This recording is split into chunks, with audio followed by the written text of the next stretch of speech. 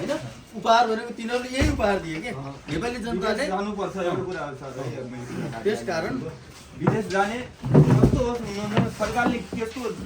guarantee गरेर पठाओस् नजाने होइन विदेश सबै देशका छन् भारत यहाँ छन् अब भारत अब अमेरिका छन् अमेरिका पनि भारतमा छन् हाम्रै नेपालमा पनि छन् हैन जस्तै उसलाई तलमाथि विदेशमा भयो भने उसको सुरक्षा सहित पठाउनु पर्छ सारा ग्यारेन्टी सहित पठाओस् ग्यारेन्टी लगेर नेपालमा त त्यसो भएन नि तपाईको नेपालको एयरपोर्ट यदि नेपालीले प्रयोग गर्न पाएन भने दोस्रो देशको एयरपोर्ट प्रयोग गरेर पनि विदेश जानुपर्ने बाध्यता भयो त्यो सिर्जना कसले गर्यो भने अहिलेसम्म सत्तामा बसेका शासक दलहरूले गरे त्यो किन त्यो त्यसरी किन अर्काको देशको एयरपोर्ट प्रयोग गरेर जानुपर्ने युवा विद्यार्थीहरूलाई किन बाध्यता पर्यो बेरोजगार छ अशिक्षा छ समस्या छ घरमा छोराछोरी पाल्न सक्दैनन् हैन आमाबाबुहरूलाई राम्रोसँग पाल्न सकेका छैनन् छोराछोरीहरूलाई शिक्षा राम्रो दिन सकेका छैनन् स्वास्थ्य उपचार राम्रोसँग गर्न सकेका छैनन् अनि त्यसकारण उनीहरू भौतारिएर तडपिएर गएका हुन् क्या खुसीले गएका होइनन् नि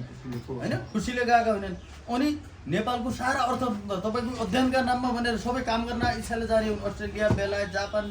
अमेरिका सबै मान्छे स्टुडेन्ट भिसामा भनेर जान्छन् नि पैसा कमाउनका निम्ति जाने हुन् तिनीहरू पढ्नका निम्ति होइन नि नेपालमै राम्रो कलेज खोलेर नेपालकै लगानीमा नेपालमै राम्रो कलेज खोलेर नेपालमा राम्रोसँग शिक्षा दियो भने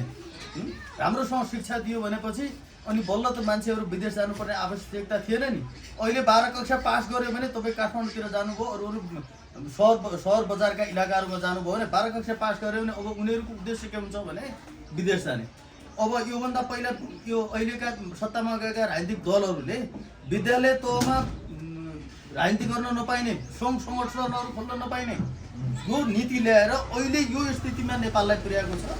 अबको यो विदेश पठाउने नीतिले तपाईँको 12 कक्षाभन्दा उता गयो भने पछि अहिले यही बुर्जुवा शिक्षा जस्तै यो काम नलाग्ने शिक्षा पढाइदिने पनि हामी नेपालमा मान्छे पाउनेवाला छैनौँ त्यसकारण अब पनि ती राजनीतिक दलहरूलाई हामीले मतदान गरेको खण्डमा देश खतम हुन्छ विदेशी पुँजी नेपालमा भिर्ताउने सारा भिजाएर विदेशीहरूको इसारामा आफू चलेर अनि देश पुरोगति हुनेवाला छैन विदेशी पुँजी नवउदारवादको चङ्गुलमा देश फस्ने बाहेक अर्को विकल्प छैन त्यसकारण जनताले अब त्यसका परिवर्तनको निम्ति जनताले अहिले एउटा आवाज उठाइराखेको छ भोट बदलौँ पुराना दलहरूलाई तिरस्कार गरौँ जो भनेको छ नि यसको विकल्प भनेको नेपाल मजदुर किसान पार्टीको चुनाव चिन्ह मादलमा मतदान गर्नुभयो भने देशको राष्ट्रियता नेपालको 71 स्थानभन्दा बढी स्थानहरूमा भारतीय विस्तारवादले सीमा अतिक्रमण गरेको छ त्यो सीमा रक्षाका निम्ति